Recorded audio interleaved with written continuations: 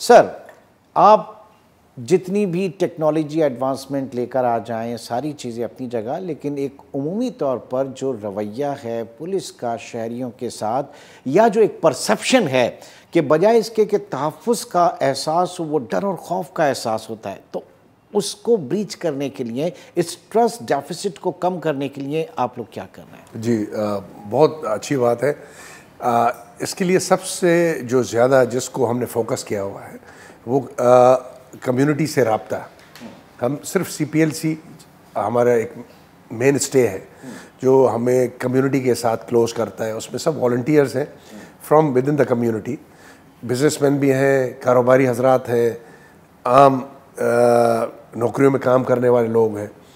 उनके जरिए very efficient no doubt. और बहुत सी चीज़ें हम खुद उनको आगे रखते हैं, क्योंकि अवाम का जो एक परसेप्शन है, कम से कम बदकिस्मती से मैं उसको कहूँगा कि मीडिया ने जो क्रिएट किया है, देखिए इसको भी मैं टोटली इसको सब्सक्राइब नहीं करूँगा।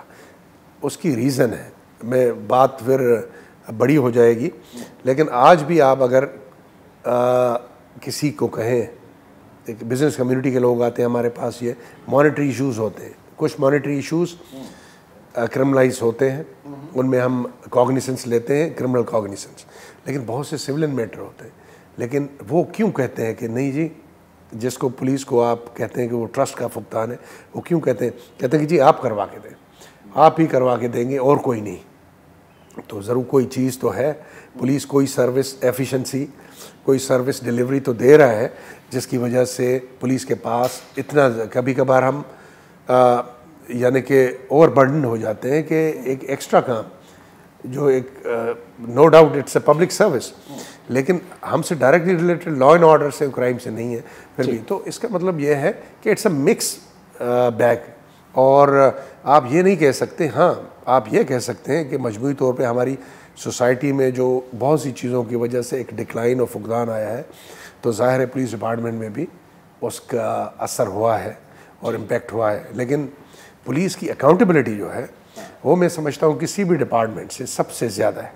मैं उसी तरफ आ रहा था, accountability, misuse of power. Exactly, ठीक है, हिरासत के दौरान वो जो आपके सवाबदीदी इख्तियारात हैं, एग्जैक्टली, उससे भी बड़ा डरते हैं। बहुत सवाबदीदी इख्तियारात पुलिस में आप एक लिहाज से कह सकते हैं हर डिपार्टमेंट किसी को भी चलाने के लिए सवाबदीदी डिस्क्रिशनरी पावर्स के बगैर वो डिपार्टमेंट एफिशिएंट नहीं रहता। तो पुलिसिंग के लिए, प्रॉपर पुलिसिंग के लिए मैं कहूँगा, अगर कोई सवाबदी इख्तियार है, that's not an issue. Issue क्या है कि हमारे ऊपर चेक एंड बैलेंस होना चाहिए। तो हमारे ऊपर सबसे बड़ा चेक एंड बैलेंस एग्जीक्यूटिव का है, हमारे ऊपर होम डिपार्टमेंट, और बाकी कंट्रोल में तो खुदा न खास्ता क्राइम बढ़ जाता है किसी एरिया में, गवर्नमेंट का पॉलिटिकल दर्द सर हो जाता है, अफसरान के बारे में कहना शुरू कर देती है, either they should be replaced, they should be taken handle.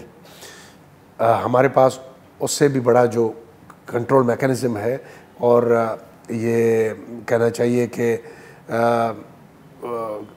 ऊपर एक वो है, कोर्ट्स हैं, अदालतें।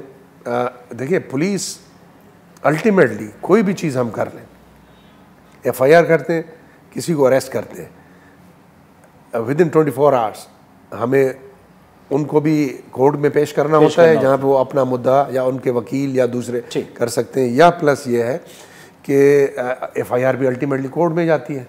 तो इस तरह के बहुत से मैकेनिज्म, लेकिन उससे भी बढ़ के आजकल जो आहिस्ता आहिस्ता बहुत ही इस मल्टी फैसेटेड माहौल जो है, ये मैं कहूँगा कि सोशल मीडिया केओस का दौर है, उसमें हम पे electronic media, social media, garbage in garbage out, जी, वो हम पे बहुत, अगर मैं बात करूं, वो सब हम पे चेक है।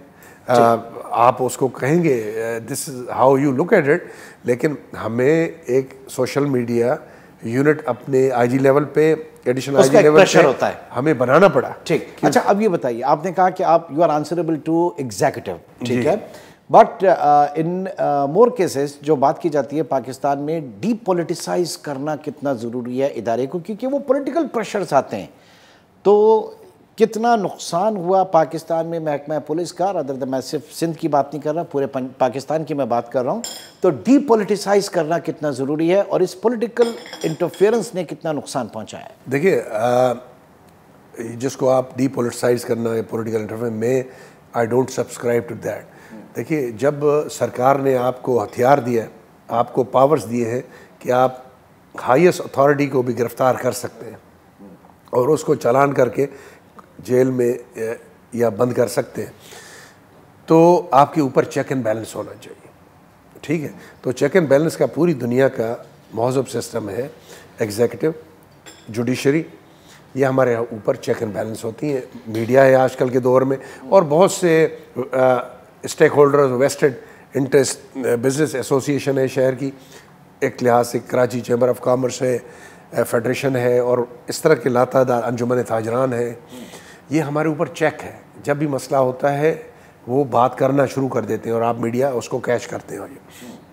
दैट्स वेरी इंपॉर्टेंट, ये होना चाहिए। हाँ, अगर आप ये समझते हैं कि कोई स्टेक होल्डर, कोई भी हो, इसमें सिर्फ ये नहीं है कि एग्जीक्यूटिव, अगर कोई भी मीडिया, सोशल मीडिया और कोई अदारा कि हमें यूज़ करता है for their own vested interest, तो उस पर चेक होना चाहिए, डेफिनेटली उस पर होना चाहिए। तो इसके लिए रिफॉर्म्स का प्रोसेस बहुत अरसे से जारी है। दैट्स द पॉइंट जिसके ऊपर मैं बात करना चाह रहा था कि आप बात करें जनाब, ये रिफॉर्म प्रोसेस पुलिस में इस्लाहात के हवाले से बड़े पूरे पाकिस्तान में होता है, और एक ज़माने में हम सुनते थे कि KPK में बड़ी बहुत पुलिस रिफॉर्म्स आ चुकी हैं। किस तरह की रिफॉर्म्स हैं ये, क्या इस्लाहाती अमल है और इस वक्त इसका स्टेटस क्या है, क्या हो जाएगा इस्लाहात के बाद? देखिए, मैं ब्रीफली बात करूँगा। बिल्कुल बिल्कुल। कि हमारा जो ज़्यादातर पाकिस्तान में पुलिसिंग का निज़ाम है, उसका ओरिजिन है ब्रिटिश कॉलोनियल दौर में। बिल्कुल। वो आयरिश कॉन्स्टेबलरी मॉडल है, उसमें शो ऑफ फोर्स है, बहुत ही असर्टिव पुलिस है, और बहुत कम चेक्स एंड बैलेंस वाला system. Slowly gradually we have gotten out of it. ऐसा नहीं है कि ये जो पुलिस फोर्स है ये सेम है जो कॉलोनियल दौर की थी, लेकिन we are heading in the right direction. इसमें और ज़्यादा बेहतरी करने की डेफिनेटली ज़रूरत है। और प्रोसेसेस पुलिस के, मिसाल के तौर पे, अभी चंद दिन पहले मेरे पास एक बिज़नेस कम्युनिटी की बड़ी मोतबर शख्सियत है कि जी मैंने FIR आपके लोगों को कहने पे किया, आप लोगों ने चोर भी पकड़ लिए, लेकिन मेरा वारंट आ गया है नॉन अवेलेबल। अब वारंट क्यों आया था कि उनको नोटिस, सम्मन वगैरह, वो बिजी आदमी है, कोर्ट ने उनको वारंट भेज दिया कि आप क्यों नहीं आ रहे कोर्ट में। तो ये प्रोसेसेस जो है हमें सिंपल करने, and for this the reform is ongoing. Reform कोई वन टाइम नहीं होता।